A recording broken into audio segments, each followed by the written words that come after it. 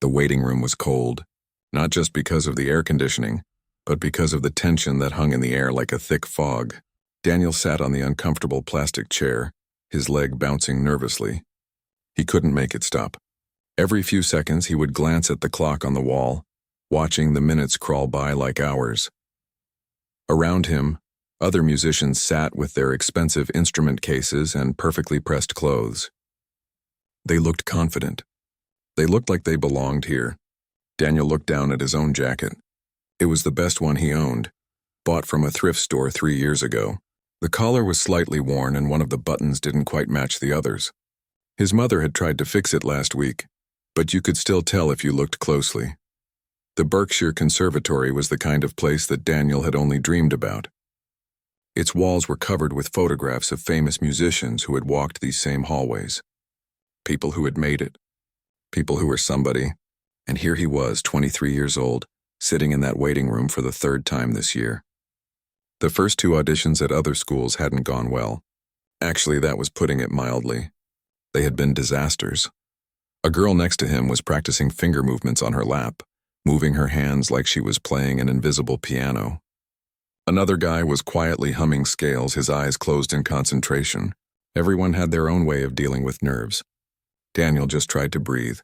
In and out, slow and steady, but his heart wouldn't listen. It kept racing like he had just run a marathon. He thought about leaving, just standing up and walking out the door. Who was he kidding? This was the Berkshire Conservatory. This was where the best of the best came to study, and he was just a kid from a small apartment who had learned piano in his grandmother's basement. The piano there wasn't even a good one. Some of the keys stuck and it was always slightly out of tune, but it was all they had. The door to the audition room opened and everyone's head turned at the same time. A tall boy walked out looking relieved. He had probably done well. He looked like the type who always did well. The assistant, a woman with a clipboard, looked down at her list and called out a name. Not his. Daniel felt both relieved and anxious at the same time. A few more people to go before it was his turn. He pulled out his phone, not to use it, but just to have something to hold. His hands needed something to do or they would shake too much. He had already made the mistake of drinking coffee this morning. Big mistake. Now he felt jittery and sick to his stomach. Why did he do that? He knew better. But he had barely slept last night, running through pieces in his head over and over until his brain felt like mush. Another name was called. Then another. The waiting room was slowly emptying out. Some people came out smiling. Others looked like they were about to cry. Daniel tried not to make eye contact with any of them. He didn't want to see their relief or their disappointment. He had enough of his own emotions to deal with. His phone buzzed. A text from his mother. You'll do great. Remember what Grandma taught you? He stared at the message for a long moment. His grandmother. She had been gone for 5 years now, but he still thought about her every single day. She was the one who had first put his hands on a piano. She was the one who had spent hours with him, teaching him not just how to play, but why to play. The door opened again. This time the assistant looked directly at him. Daniel Park, she called out. His heart stopped for a second, then started beating so hard he thought everyone could hear it. This was it. No more waiting. No more preparing. It was time. He stood up, his legs feeling weak beneath him. He picked up his worn leather bag, the one his grandmother had given him for his 16th birthday. It was old and the strap was fraying, but he couldn't bring himself to replace it. It felt like carrying a piece of her with him.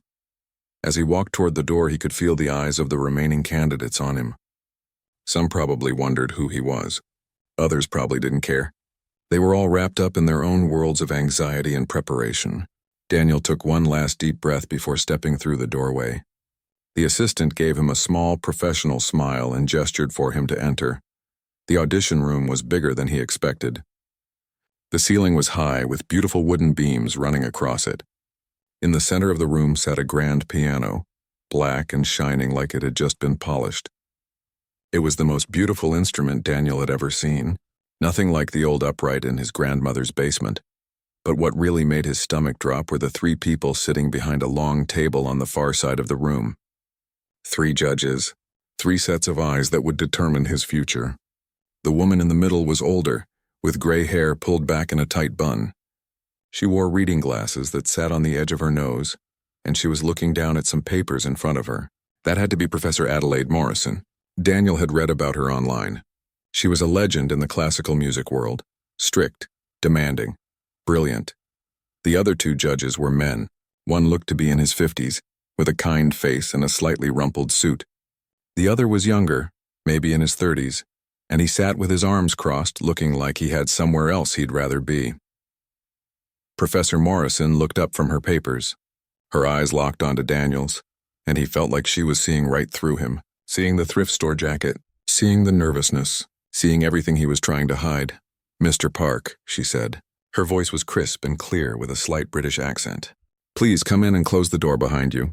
Daniel did as he was told, his hand shaking slightly as he pushed the door shut.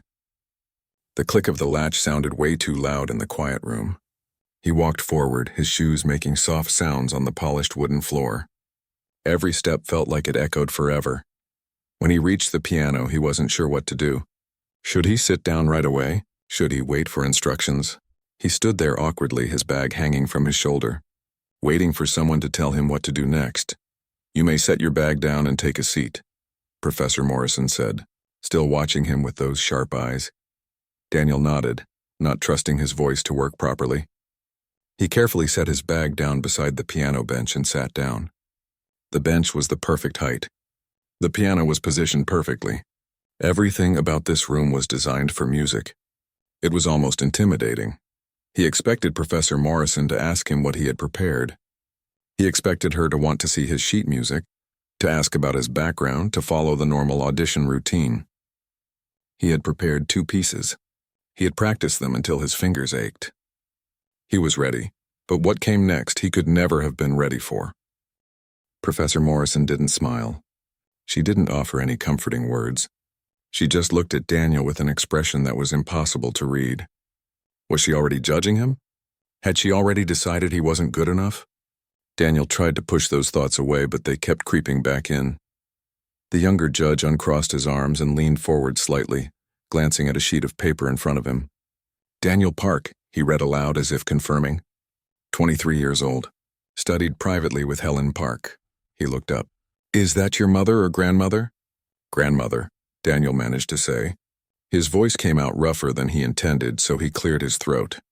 "She was my grandmother." "Was?" the older judge asked gently. There was something kind in his tone that made Daniel's chest tighten. "She passed away 5 years ago," Daniel said quietly. Professor Morrison made a small note on her paper. Daniel's heart sank. Was that a bad thing to mention? Should he have said something else? His mind was racing with all the things he might be doing wrong already, and he hadn't even played a single note yet. "And since then?" Professor Morrison asked, looking up again. "Who have you studied with?" This was the question Daniel had been dreading. "I've been teaching myself," he admitted. "Working from books, online videos, whatever I could find. I couldn't afford formal lessons." The 3 judges exchanged glances. Daniel couldn't tell if they were impressed or disappointed. Probably disappointed. Most of the people auditioning today had probably studied with famous teachers at expensive music schools. They had probably attended summer programs and master classes.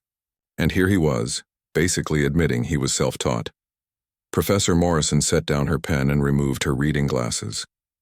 She cleaned them slowly with a cloth from her pocket, taking her time. The silence stretched out, making Daniel even more nervous. Finally, she put her glasses back on and looked at him directly. "Mr. Park," she said, her voice measured and deliberate, "we have been sitting in this room since 8 o'clock this morning. Do you know what time it is now?" Daniel glanced at the clock on the wall. "Almost 3 o'clock, ma'am." "Indeed. Almost 3 o'clock. 7 hours. Do you know how many auditions we have heard today?" Daniel shook his head. 17. 17 pianists have come through that door. And do you know what we have heard? She didn't wait for him to answer. We have heard scales. We have heard Chopin. We have heard Bach, Beethoven, and Brahms. We have heard nocturnes and sonatas and preludes. Technically perfect performances, most of them. Fingers flying across keys like well-programmed machines. The younger judge shifted in his seat, looking slightly uncomfortable. The older judge nodded slowly as if he agreed with everything Professor Morrison was saying. "But here is what we have not heard," Professor Morrison continued. "We have not heard music. Not real music. Not the kind that makes you forget to breathe. Not the kind that makes the hair on your arms stand up. We have heard people playing notes. We have not heard people making music. Daniel didn't know what to say. Was this a test? Was she trying to make him nervous? If so, it was working. Professor Morrison leaned back in her chair. So I am going to give you a challenge, Mr. Park. And I warn you, it is not a normal challenge. It is not what you prepared for. It is not what any audition book would tell you to expect. Daniel's hands were sweating now. He wiped them discreetly on his pants, hoping the judges didn't notice. I want you to play us one note, Professor Morrison said. Daniel waited for her to continue, to explain what she meant, but she just sat there watching him. I'm sorry, Daniel said finally. I don't understand. You want me to play one note? Exactly, just one. A single note. You may choose which note. You may play it however you wish, but it must be only one note. She paused, letting that sink in. And you must make us feel something. The room fell completely silent. Daniel could hear his own heartbeat pounding in his ears. This had to be some kind of joke. But Professor Morrison's face showed no sign of humor. She was completely serious. The older judge cleared his throat. Adelaide, is this really... Professor Morrison held up one hand, silencing him without even looking in his direction. Her eyes never left Daniel. The challenge stands. One note, Mr. Park, make us feel something. Daniel's mind went completely blank. One note? How was he supposed to make an impression with one note?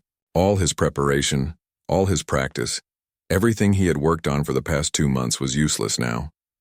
He had prepared entire pieces, complex pieces, pieces that would show his technical skill and his musical understanding, and she wanted one note. The younger judge was shaking his head slightly, like he thought this was a waste of time. The older judge looked curious but also a bit confused. Professor Morrison just sat there calmly waiting. Daniel looked down at the piano keys. 88 keys, and he could only use one. How could a single note possibly convey anything meaningful? How could one note make anyone feel something? It seemed impossible, but then he remembered something. A memory he had pushed away because it was too painful.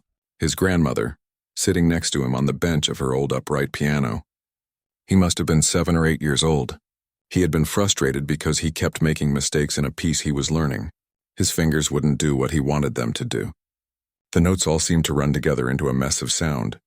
Stop, his grandmother had said gently, putting her hand over his. You are thinking too much about all the notes. Let me show you something. She had lifted her hand and pressed down one single key, middle C. The note rang out in her small apartment, filling the space with sound. Then she just sat there, her fingers still on the key, listening. Daniel had sat next to her, not understanding what they were listening for. Do you hear it? She had asked. Do you hear how it grows?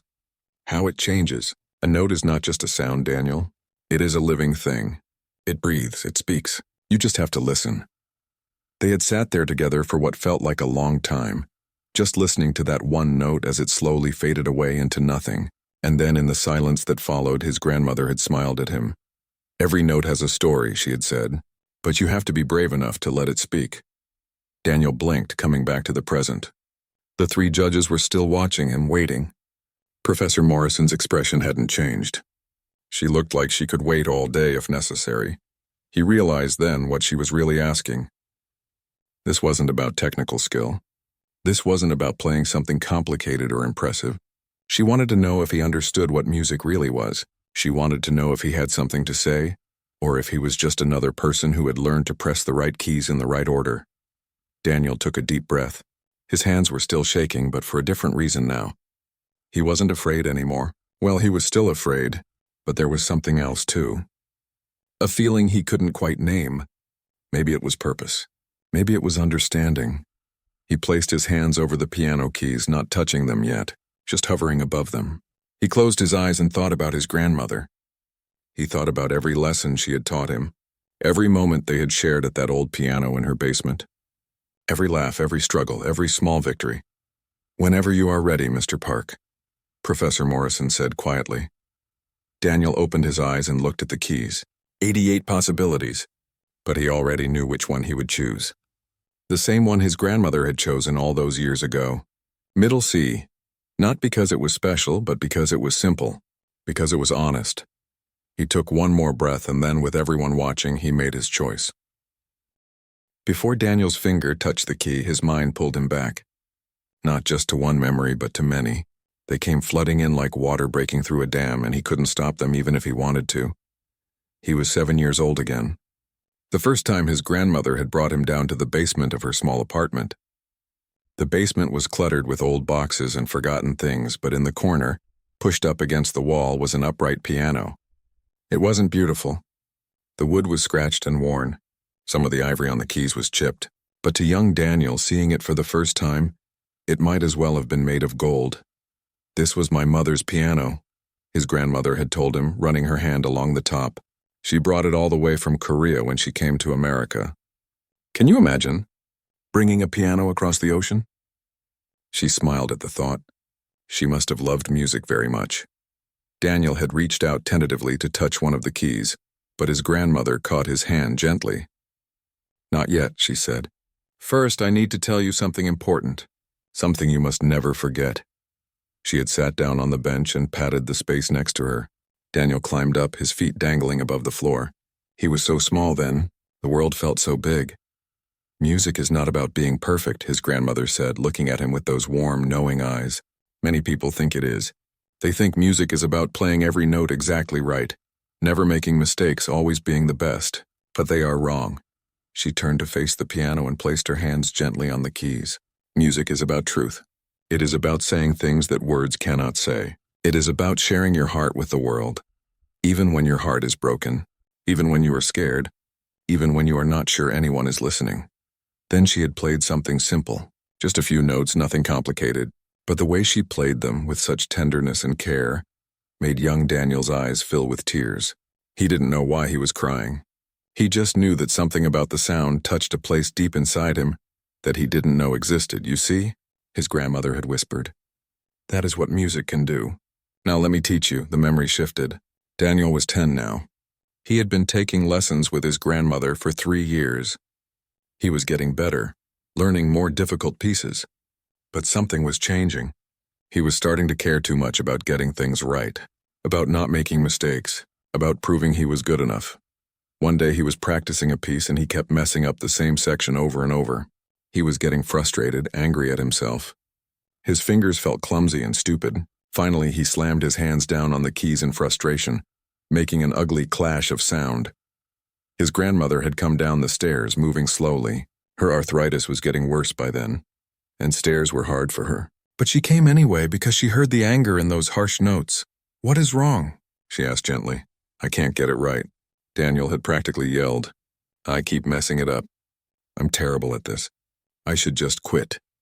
His grandmother didn't say anything for a long moment. Then she sat down next to him on the bench, moving carefully because of her painful joints. She looked at the sheet music in front of him. "This piece," she said, "do you know what it is about?" Daniel shrugged. "It's just a piece. It doesn't matter what it's about. I just need to play it right." "No," his grandmother said firmly. It was one of the few times he had ever heard her use that tone. "That is exactly backwards. The only thing that matters is what it is about. Playing the notes right, that is the easy part. Anyone can learn that. But understanding what the music is trying to say, that is the hard part. That is the important part." She had pointed to a section of the music.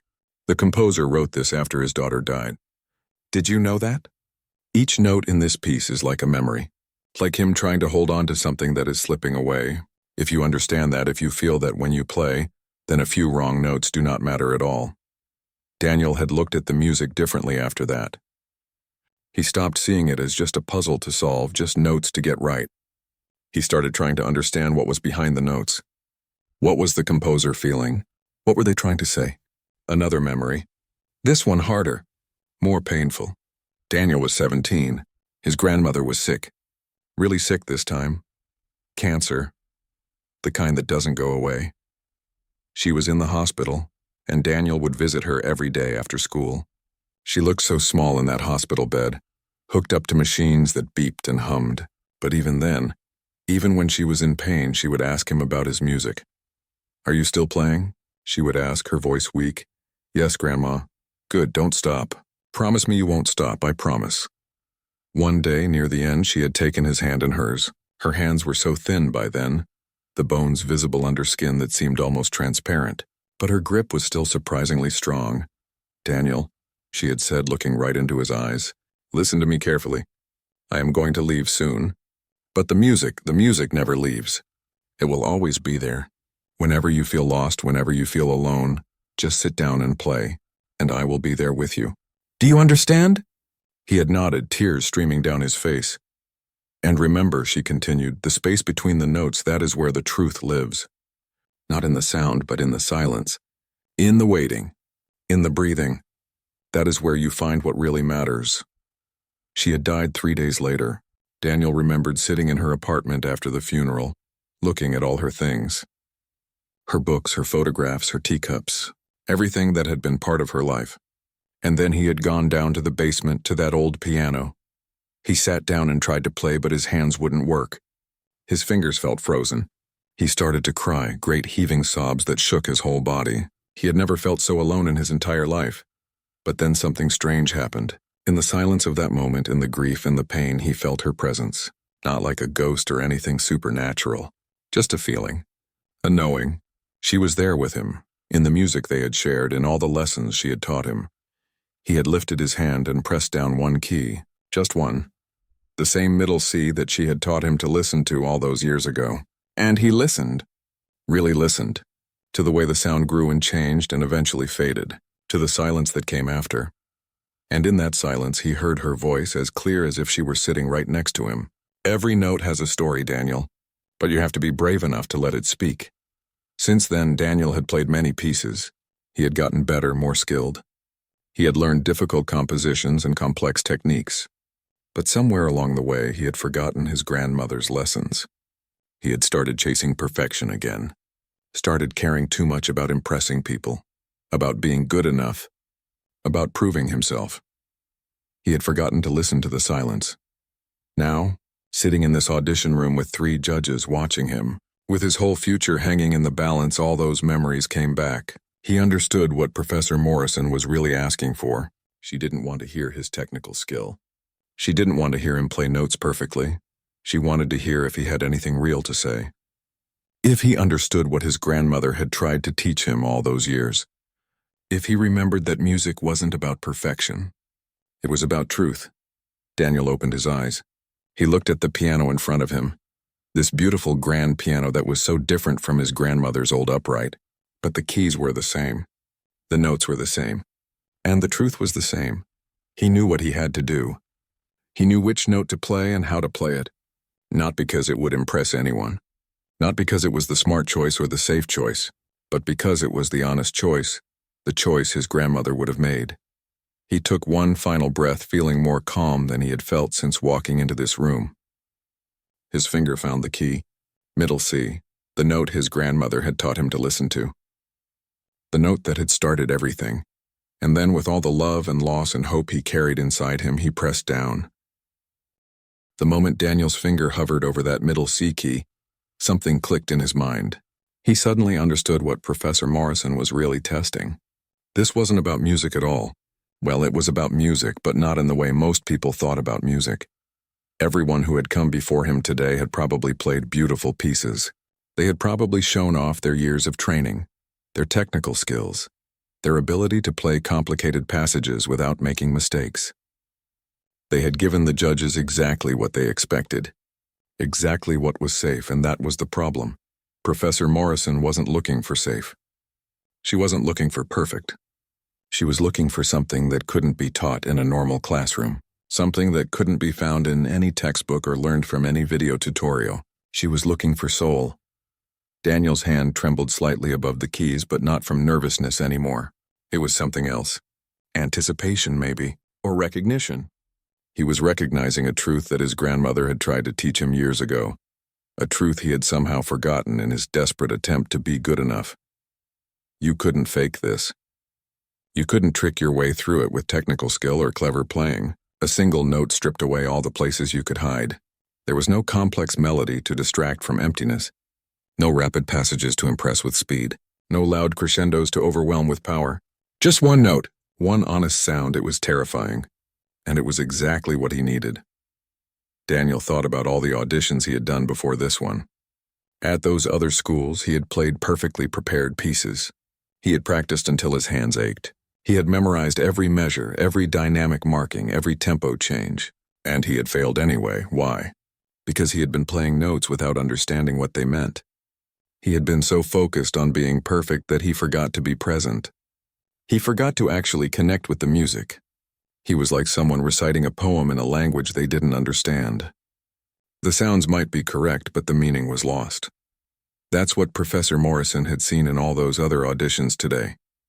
17 pianists playing notes perfectly but not really saying anything, like beautiful empty shells with nothing inside. One note changed everything. You couldn't hide behind complexity. You couldn't distract with technique. It was just you and the sound and whatever truth you were brave enough to share. Daniel realized his grandmother had known this all along. That's why she always started his lessons with a single note. Not scales, not exercises, just one note. Listen, feel, understand. She was teaching him that before you could play music, you had to know what music really was. And music wasn't sound. Not really. Music was the space between sounds.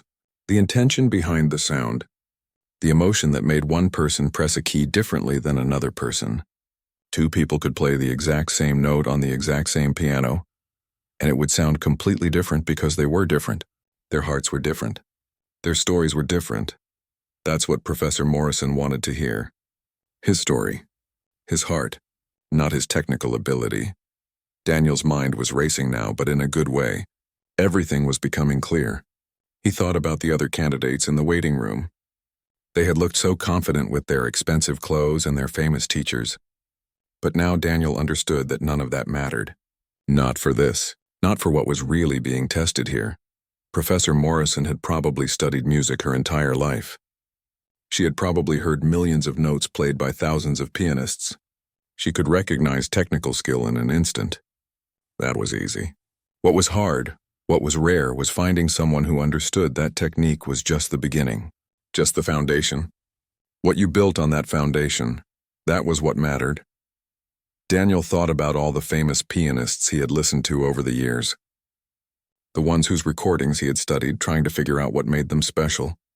He realized now that it wasn't what they played. It was how they played it. There was something in their music that went beyond the notes on the page. Something personal, something true, and that something couldn't be taught. Not directly. You either understood it or you didn't. You either had something to say or you were just making noise. His grandmother used to tell him that everyone has music inside them. Not everyone can play an instrument, but everyone has their own song, their own rhythm, their own truth. The lucky ones find a way to let it out. The brave ones share it with the world. You have to be brave enough to let it speak, she had said about notes. But she was really talking about being brave enough to let yourself speak. Your real self. Not the person you thought you should be or the person others wanted you to be. Your actual, honest, flawed, beautiful self. That's what this single note was about. It was about stripping away all the pretense and just being real. It was about vulnerability. About saying, this is who I am. This is what I feel. This is what I have to offer. And then trusting that it would be enough. Daniel looked at the three judges sitting behind their table. Professor Morrison with her sharp eyes and her reputation for being impossible to impress. The older judge with his kind face, probably seeing hundreds of hopeful students every year. The younger judge who looked bored, who had probably already decided that this one-note challenge was a waste of time. They were waiting. But Daniel realized something important. They weren't just waiting for him to play. They were waiting to see if he understood. If he got it, if he was brave enough, most people faced with this challenge would panic. They would play a note quickly and hope for the best. Or they would try to be clever, playing it in some unusual way to seem interesting, or they would overthink it until they were paralyzed with indecision. But Daniel wasn't going to do any of those things. He was going to do what his grandmother had taught him. He was going to listen first, feel first, understand first, and then when he was ready, when he had something real to say, he would play, not to impress, not to prove himself, not to win. Just to share, just to be honest, just to let his truth speak. He looked down at middle C. Such a simple note. Right in the middle of the keyboard. Not high, not low. Not fancy, not complicated. Just honest, just real.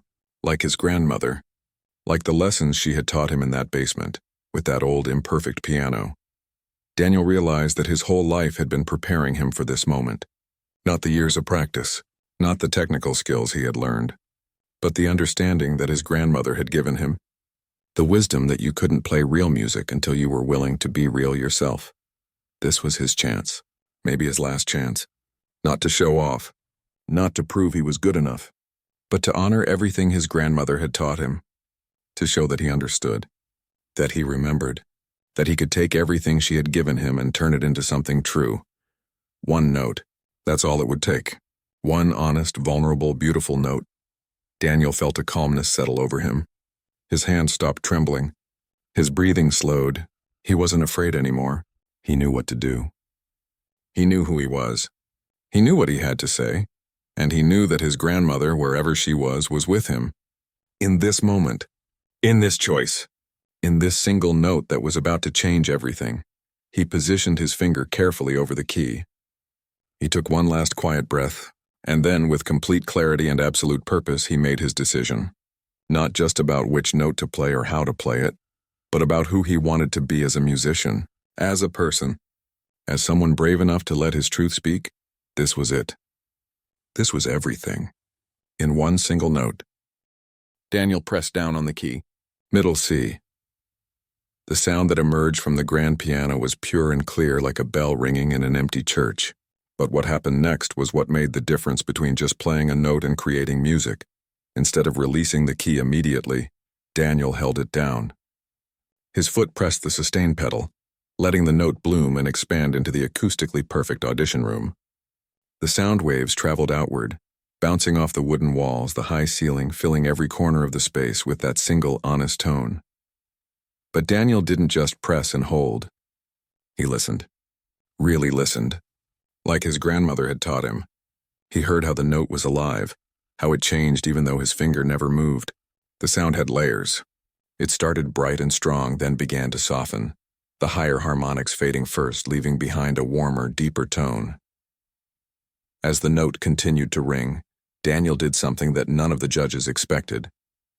He shifted his weight slightly, not enough to press the key again, but just enough to change the tiniest bit of pressure. The piano, being an incredibly sensitive instrument, responded. The resonance shifted just a fraction. It was barely noticeable, but it was there, like a breath, like a heartbeat. His right hand, which had been resting on his lap, slowly lifted, not to play another note but to hover above the keys, moving slightly as if conducting the sound that was already there, as if shaping the air itself. His fingers curved naturally, following the arc of the sound as it rose and fell. He was having a conversation with the note, responding to what it was telling him. His left hand stayed perfectly still on his lap. This was important. It showed restraint. It showed that he understood the power of doing nothing. In music, silence and stillness were just as important as sound and movement. Maybe more important. The note continued to ring. 5 seconds, 10 seconds, 15. Time seemed to slow down. The room felt different now. The air felt thicker, more alive. That single note had transformed the space somehow, made it sacred. Daniel's eyes were closed. He wasn't thinking about the judges anymore. Wasn't thinking about the audition or his future or whether this was working. He was just present with the sound. Just honest. Just there. Around the 20-second mark, the note began to fade more noticeably. The piano's hammers had struck the strings 20 seconds ago, and the vibrations were finally losing their energy. But Daniel didn't panic or try to add anything. He just listened to the fade, respected it, let it happen naturally. This was the part his grandmother had taught him to love. The decay, the letting go, the acceptance that all sound, all music, all beautiful things must eventually return to silence. And that was okay. That was part of the beauty. As the note faded to almost nothing, Daniel made one more subtle adjustment. He released the sustain pedal gradually, not all at once. The sound didn't cut off sharply.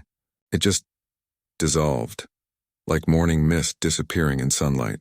There one moment, gone the next, but you couldn't quite say when the transition happened. And then there was silence, complete silence. But Daniel didn't move. He stayed perfectly still, his fingers still resting on the key, his eyes still closed, his right hand still hovering in the air. He counted in his head. 1, 2, 3, 4, 5. This silence was part of the performance, too. The space after the note, the echo of what had been, the emptiness that the sound had created by no longer being there. You couldn't appreciate the note without appreciating what came after. They were connected, inseparable. 6, 7, 8, 9, 10. Finally, slowly, Daniel opened his eyes. He looked down at his hand on the key. He lifted his finger gently, carefully, as if the note might shatter if he moved too quickly. His right hand lowered back to his lap. He took a slow breath, and only then did he turn to look at the judges. What he saw made his heart skip. Professor Morrison's pen was frozen in midair. She had been in the middle of writing something when the note began, and she had stopped. Her hand was still poised above the paper, but she wasn't moving. Her eyes were locked on Daniel, wide with something that looked like surprise or recognition. The older judge had both hands flat on the table in front of him. His mouth was slightly open. He looked like he had been about to say something but forgot what it was. His eyes were shining almost wet. Was he about to cry? Even the younger judge, the one who had looked so bored and skeptical, had changed. His arms were no longer crossed. He was leaning forward now, his elbows on the table, his hands clasped together under his chin. He was staring at Daniel with an expression of pure astonishment. The silence in the room continued. None of the judges spoke. They seemed unable to speak. Or maybe they didn't want to break whatever spell had been cast.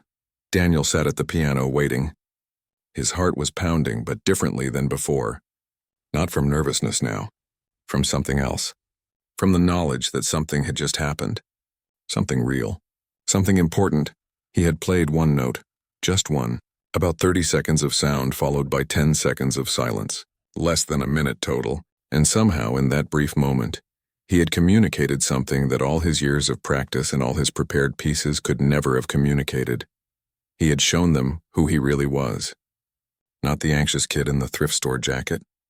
Not the self-taught pianist with no famous teacher to impress them. Not the candidate who was probably going to fail like he had failed before, but the musician his grandmother had raised him to be. The person who understood that music wasn't about perfection. It was about truth. In that single note, Daniel had poured everything. His love for his grandmother. His grief at losing her. His years of practice in that basement. His struggles and doubts and fears. His hope, his dream. His heart. And the judges had heard it, all of it. He could see it in their faces. Professor Morrison was the first to move. She slowly lowered her pen to the table, her hand shaking slightly. She took off her reading glasses and set them down carefully, as if she needed a moment to collect herself. When she looked at Daniel again, her expression had completely changed. The sharp, critical look was gone. In its place was something softer, something that might even be respect. The older judge had pulled out a handkerchief and was wiping his eyes, not even trying to hide it anymore. He wasn't embarrassed. He just looked moved, deeply moved, like he had just witnessed something he hadn't expected to see today, or maybe ever. The younger judge sat back in his chair slowly, running his hand through his hair. He shook his head slightly, not in disapproval, but in disbelief, like he couldn't quite process what had just happened. Still, no one spoke. The silence stretched on, but it wasn't uncomfortable. It was the kind of silence that comes after something sacred, after something that words would only diminish. Daniel stayed at the piano, not sure what to do. Should he stand up? Should he say something? Should he ask if they wanted him to play something else? His prepared pieces seemed ridiculous now. Playing them would feel like breaking something precious. Finally, after what felt like forever, Professor Morrison cleared her throat. Her voice when she spoke was different than before. Quieter. Gentler. Almost reverent, Mr. Park, she said, and then paused as if searching for the right words. Where did you learn that? Daniel swallowed. His throat felt tight with emotion. From my grandmother, he said softly. She taught me that every note has a story, but you have to be brave enough to let it speak. Professor Morrison nodded slowly, like she understood exactly what he meant. Like maybe she had learned a similar lesson once long ago and had forgotten it until now. The older judge wiped his eyes again and smiled. That was, he started, then stopped. That was remarkable. The younger judge just kept shaking his head, a small smile forming on his face. I didn't think it was possible, he said quietly. One note. Just one note. Daniel felt tears forming in his own eyes, not from sadness or fear, but from relief, from joy, from the feeling of finally being understood, of being seen for who he really was. He had done it. Not because he was perfect, not because he had impressed them with technical skill, but because he had been brave enough to be honest, to be vulnerable, to let his truth speak through a single note, and somehow, impossibly, it had been enough. The silence that filled the audition room was different from any silence Daniel had ever experienced. It wasn't empty. It was full. Full of unspoken understanding, of shared emotion, of something that had passed between him and the three people watching him that couldn't be put into words. Professor Morrison finally set her pen down completely and removed her glasses. She cleaned them again with that same cloth from her pocket, but her hands were shaking slightly, Daniel noticed. This woman, who had probably heard thousands of auditions over her career, who had a reputation for being unmovable and stern, was shaking. In 37 years of teaching, she said quietly, I have never— She didn't finish the sentence. She didn't need to. The way her voice caught said everything. The older judge, whose name Daniel still didn't know, was now fully wiping tears from his face with no shame at all. He looked at Daniel with such kindness, such warmth, that Daniel felt his own eyes welling up again. Young man, the older judge said, his voice thick with emotion, do you understand what you just did? Daniel shook his head slightly. He knew something had happened, something important, but he didn't fully understand it. He had just played what his heart told him to play. That was all. You reminded us, the judge continued, of why we fell in love with music in the first place, before it became our job, before it became about auditions and standards and credentials, when it was just pure. The younger judge leaned forward even more. He looked like he was studying Daniel, trying to understand him. How long did you practice that? He asked. That one note. How long did you work on it? Daniel didn't know how to answer. I didn't, he said honestly. I mean, my grandmother taught me to listen to notes when I was young, but I didn't practice this specifically. I just let it happen. You just let it happen, Professor Morrison repeated almost to herself. She looked at her fellow judges, then back at Daniel. 17 pianists today played pieces they had practiced for months. Pieces they knew inside and out. Perfect technique, perfect rhythm, perfect dynamics. And not one of them moved me the way you just did with a single note. She stood up. This was unprecedented during auditions. Daniel had read online that Professor Morrison never stood during auditions. She sat behind her table, made her notes, and that was that. But now she was standing and she was walking toward the piano. Daniel's heart started racing again. Had he done something wrong? Was she coming to tell him to leave? But when she reached the piano, she didn't look angry. She looked curious and maybe a little bit humbled. May I? She asked, gesturing to the piano bench. Daniel quickly stood up, almost knocking over the bench in his haste. Professor Morrison gave him a small smile, the first real smile he had seen from her. She sat down at the piano, taking a moment to adjust her position, to feel the bench beneath her, to look at the keys. Mr. Park, she said, I would like to try something if you don't mind. Of course, Daniel said. Not sure what else to say. Sit next to me, she instructed. Daniel's eyes widened. Sit next to her? This legendary professor wanted him to sit next to her at the piano. He looked at the other judges, but they both nodded encouragingly. So he sat down carefully on the bench beside Professor Morrison, leaving a respectful distance between them. I am going to play a note, Professor Morrison said, and I want you to listen. Really listen. Then I want you to play a note too, whichever note feels right to you.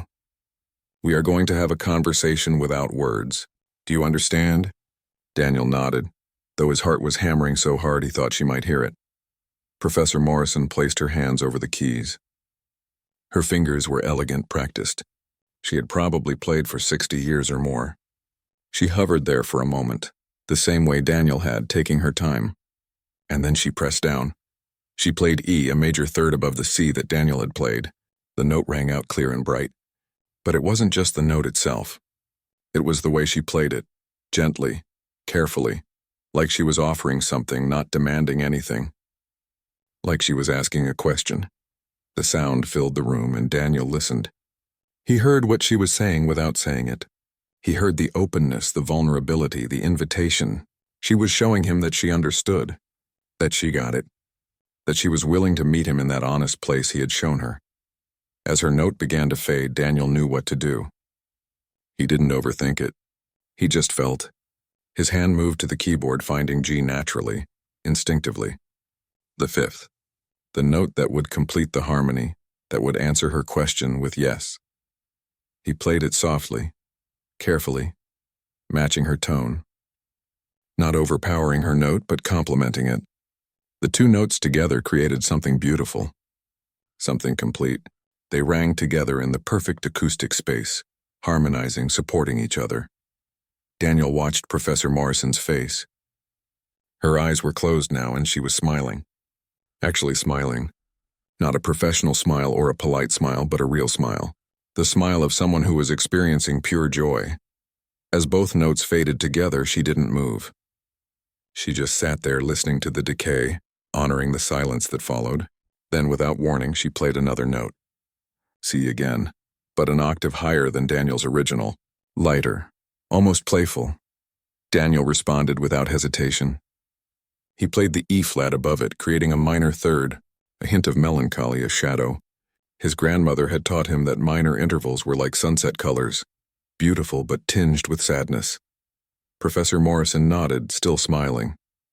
Then she played B flat and Daniel answered with D.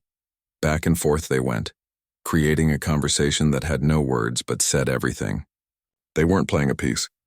They weren't following any rules. They were just talking, through music, through truth. The two other judges watched in silence. The older one had stopped crying, but his face was still wet. He was smiling too now, watching this unusual moment unfold. The younger judge had pulled out his phone and seemed like he wanted to record this, but then he stopped himself. Some moments weren't meant to be captured. They were meant to be experienced and remembered. After about 3 minutes, Professor Morrison played one final note. A soft and gentle, like a goodbye. Daniel responded with middle C again, the note that had started everything, bringing them full circle. As the two notes faded together into silence, Professor Morrison finally opened her eyes. She turned to look at Daniel, and there were tears on her face too. "Thank you," she said quietly. "Thank you for reminding me." "Reminding you of what?" Daniel asked, his voice barely a whisper. "Of why I became a teacher, of why this matters." She stood up from the bench and walked back to her table, but before she sat down, she turned to face him again. "Mr. Park, I have one question for you." "Yes, ma'am?" "Your grandmother," Professor Morrison said. "What was her name?" Daniel felt his throat tighten with emotion. "Helen. Helen Park." Professor Morrison nodded slowly, as if committing the name to memory. "She was a wise woman, and a great teacher, greater than many with degrees and credentials." "She was everything," Daniel said, unable to stop the tears now. "She was everything to me." "I can hear that," Professor Morrison said gently. "In every note you play, I can hear her love, and your love for her. That kind of teaching, that kind of love, it never dies. It lives on in the music." The older judge stood up too, coming around the table. He walked over to Daniel and put a hand on his shoulder. "Young man, I don't know what the official decision will be. That's not my place to say. But I want you to know that what you did today was special, truly special. Don't ever lose that honesty. Don't ever let anyone teach it out of you." "I won't," Daniel promised. "I won't ever forget what she taught me." The younger judge was still sitting, but he was looking at Daniel differently now. The skepticism was gone. The boredom was gone. In its place was respect, maybe even a little bit of awe. "I've been teaching for 5 years," he said, "and I thought I knew what good musicianship looked like. But you just showed me I was wrong. It's not about the notes. It's never been about the notes." Professor Morrison had returned to her seat and was writing something in her folder, long notes, many lines. When she finished, she looked up at Daniel with those sharp eyes that had seemed so intimidating at first, but now just seemed knowing. "Mr. Park, we will be in touch within the week with our decision. But before you go, I want you to know something." She paused, choosing her words carefully. "In all my years of conducting auditions, I have never asked a candidate to perform with me. I have never shared the bench during an audition. That was a first." "Do you know why I did it?" Daniel shook his head. "Because I wanted to understand. I wanted to feel what you were feeling. I wanted to learn from you." She smiled, a real warm smile. "And I did. So regardless of what happens next, thank you. Thank you for teaching this old professor something new. Daniel didn't know what to say. His mind was spinning. Had he really just played music with one of the most famous piano teachers in the world? Had she really just thanked him for teaching her something? You may go now, Professor Morrison said gently. And Mr. Park? Try not to worry too much about the decision. Something tells me you already know what it will be. Daniel stood on shaky legs.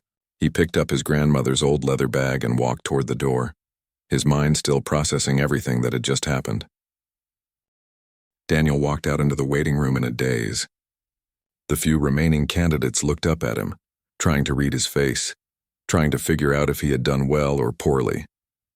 But Daniel barely noticed them. His mind was still in that audition room, still processing what had just happened. He found an empty chair in the corner and sat down heavily, his legs suddenly feeling weak. His hands were shaking now, adrenaline finally catching up with him. Had that really just happened? Had Professor Morrison really sat next to him at the piano? Had they really played together? He pulled out his phone to text his mother, but his hands were shaking too much to type. He just sat there holding the phone, trying to calm his breathing. His heart was still racing, his mind replaying every moment over and over. The assistant with the clipboard called another name, and another candidate stood up nervously and walked into the audition room. Daniel wondered what they would play, wondered if they had prepared complicated pieces like he had originally planned, wondered if Professor Morrison would give them the same challenge. Time seemed to move strangely. Daniel wasn't sure if he had been sitting there for 5 minutes or 50. He stared at the wall, at a framed photograph of the conservatory building, but he wasn't really seeing it. He was seeing his grandmother's face, hearing her voice. Every note has a story, Daniel, but you have to be brave enough to let it speak. He had been brave today, braver than he had ever been, and something extraordinary had happened because of it. Daniel was so lost in thought that he didn't notice when the audition room door opened again. He didn't notice the assistant walking toward him until she was standing right in front of him. Mr. Park, she said. Daniel looked up, startled. Yes? Professor Morrison would like to see you again. Would you please come with me? Daniel's heart dropped into his stomach. Again? Why did she want to see him again? Had he done something wrong after all? Had she changed her mind about whatever she was thinking? He stood up on wobbly legs and followed the assistant back toward the audition room. The other candidates watched him go, whispering to each other. No one ever got called back. This was unprecedented. When Daniel entered the room for the second time, he found Professor Morrison standing by the window, looking out at the campus grounds. The other 2 judges were gone. It was just her. She turned when she heard the door close. Mr. Park, she said. Please sit down. Not at the piano this time. Just here. She gestured to a chair near the window. Daniel sat, his heart pounding. He watched as Professor Morrison took the chair opposite him, not behind her table, but close, like they were about to have a real conversation. I'm sure you're wondering why I called you back, she said. Daniel nodded, not trusting his voice. The truth is, I couldn't let you leave without asking you something important. She leaned forward slightly, her hands clasped in her lap. Mr. Park, how would you like to assist me with my freshman master class next semester? Daniel blinked. He must have heard that wrong. I'm sorry, what? Professor Morrison smiled, that genuine smile she had shown at the piano. My freshman master class on musical expression. It meets twice a week. I teach the students about technique, of course, but also about what lies beneath technique, about honesty in music, about truth. She paused. Today you showed me something I haven't seen in a very long time, and I think my students need to see it too. But I haven't even been accepted yet, Daniel stammered. The decision isn't supposed to come for a week. Mr. Park, Professor Morrison said patiently, do you really think, after what happened in this room today, that you won't be accepted? Daniel's eyes widened. Are you saying? I'm saying that the decision has already been made, unanimously. You have been accepted to the Berkshire Conservatory with a full scholarship. She smiled at his shocked expression. Professor Chen, Professor Patterson, and I all agreed the moment you walked out of that door. We've never made a decision that quickly, but then again, we've never heard an audition quite like yours. Daniel couldn't speak, couldn't breathe.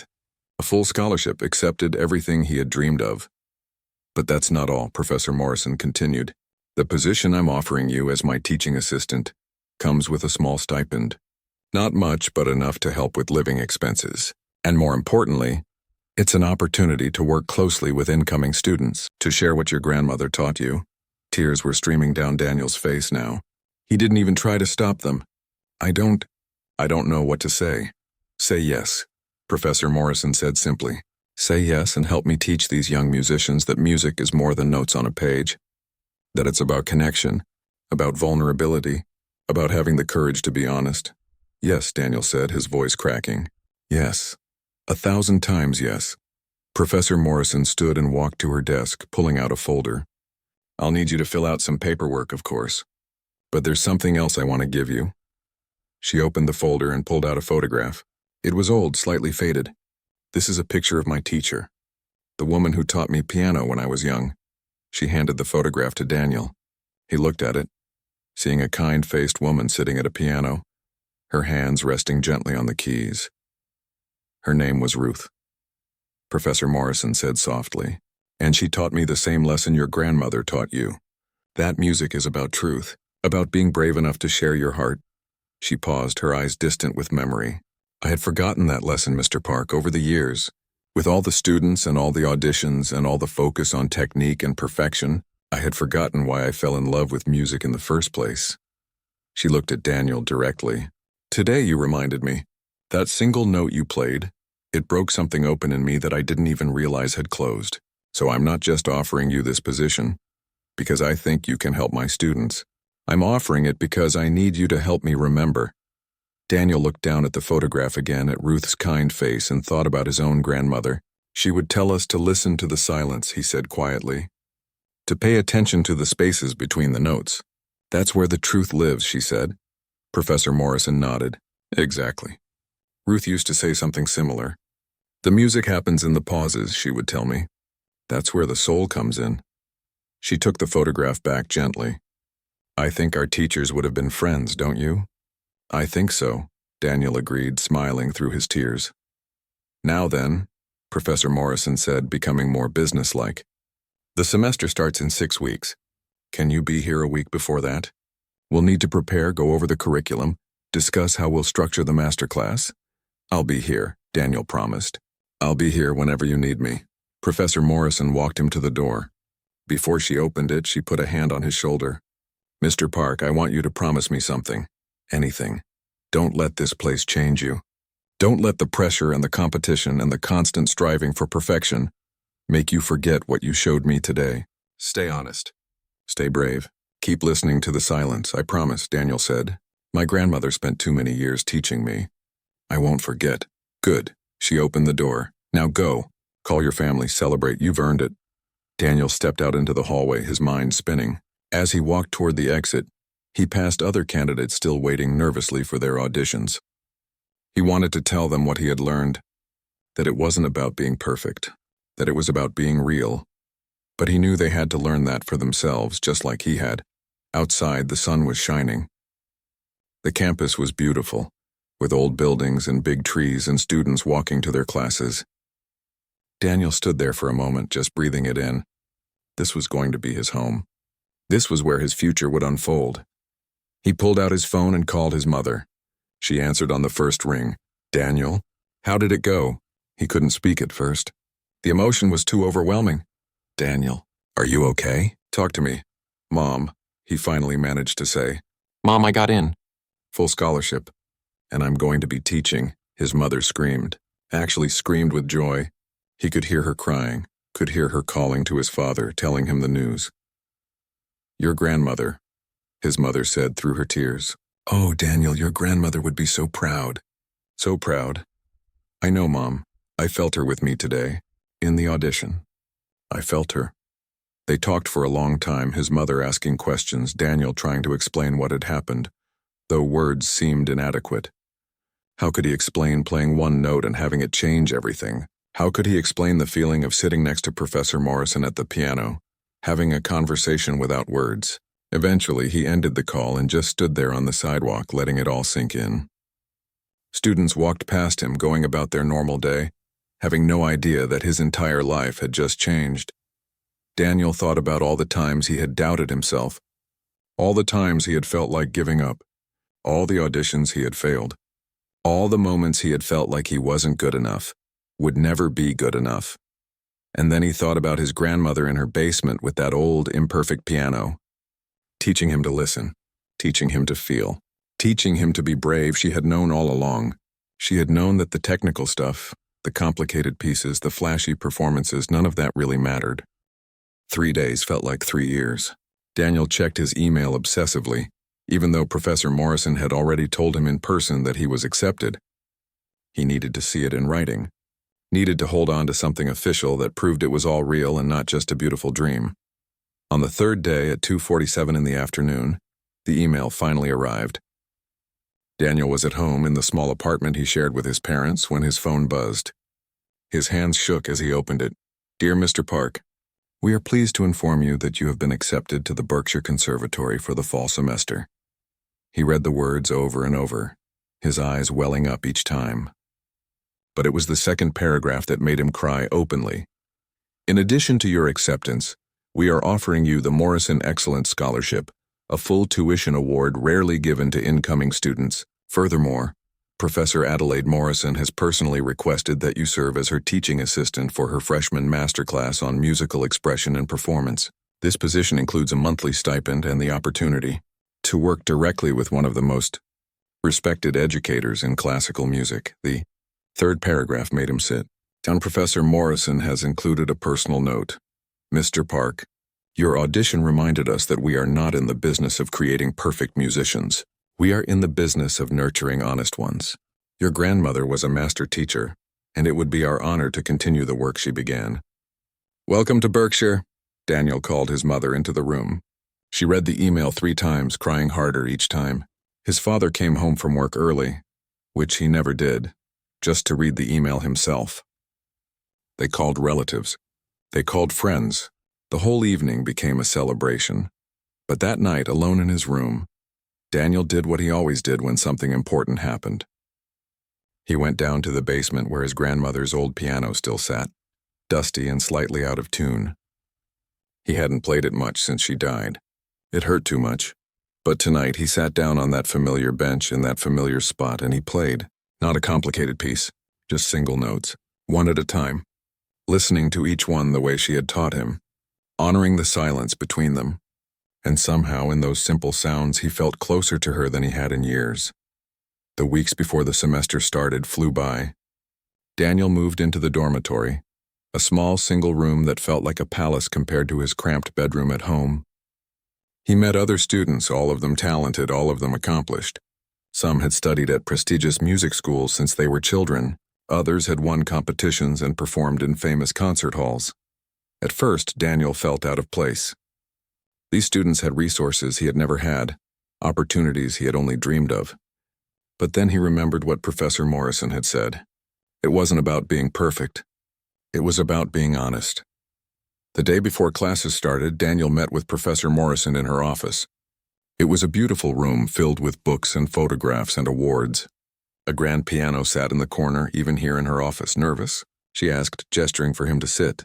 "Terrified," Daniel admitted. She laughed. "Good, that means you care. Now let me tell you about the master class." They spent 2 hours going over the curriculum.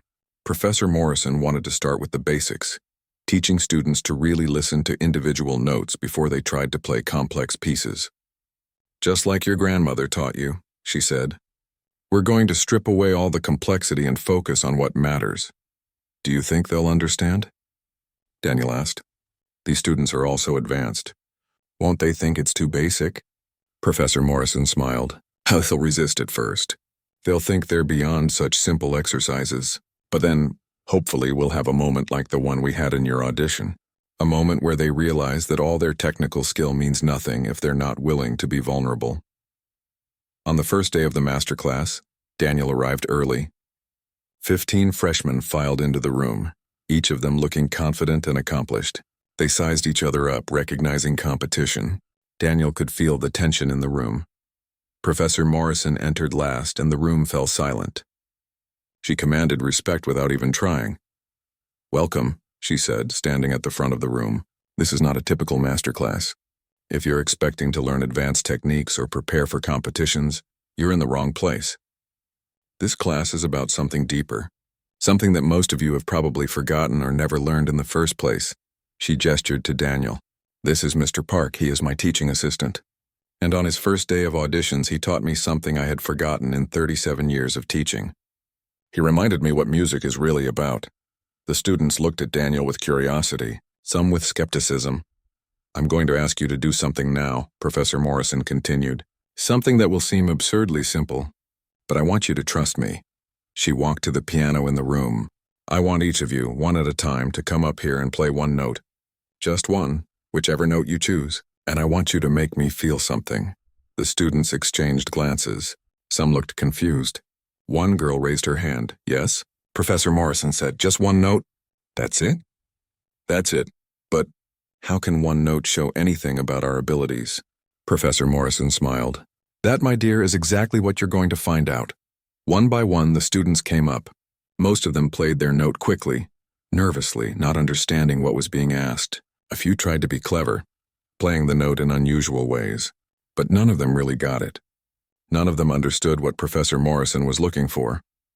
After the seventh student had played and returned to their seat looking confused and slightly embarrassed, Professor Morrison held up her hand.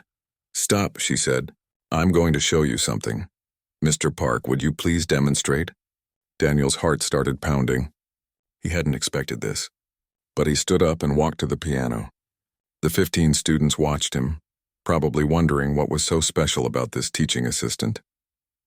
Daniel sat at the bench. He took a moment to breathe, to center himself. He thought about his grandmother, about everything she had taught him, and then he played middle C, the same note he had played in his audition. But this time he wasn't nervous. He knew what to do. He pressed the key and let the sound bloom. He listened to it grow and change. He felt its resonance in his chest, in the room, in the silence of the 15 students watching. He shifted his weight slightly, letting the note breathe. His other hand moved above the keys, conducting the air, shaping the invisible. 30 seconds, 40. He held that note, listening to every moment of its life, and then he let it fade, slowly, naturally, respectfully. 10 seconds of silence followed. Pure, complete silence. When Daniel finally opened his eyes and turned around, he saw that several students were crying. Not all of them, but enough. The girl who had asked the question was wiping her eyes, looking shocked at her own reaction. A boy in the back had his hand over his mouth, his eyes wide. Professor Morrison nodded slowly. That, she said quietly, is what I'm talking about. Mr. Park didn't just play a note. He shared something. He was vulnerable. He was honest. He was brave. She looked at each student in turn. That's what I want from each of you. Not perfection, not cleverness, honesty.